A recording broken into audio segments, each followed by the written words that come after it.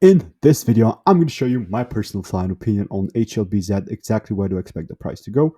And let's get right into the video. So just by looking at the price action on the daily chart today, we have performed fairly into the negatives. We are around 10% down.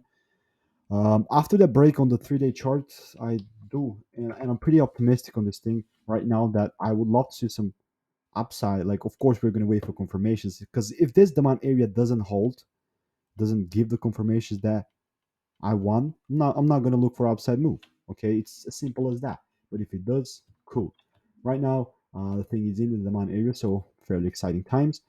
My personal opinions are what to deliver above the highs at least. Okay, so I'm very optimistic in this super bearish range, bearish trend for HLBZ. But it doesn't mean it doesn't matter what I am. Even if I'm optimistic or pessimistic, the price is going to do its thing, right? The matter is if I'm going to get the thing correct.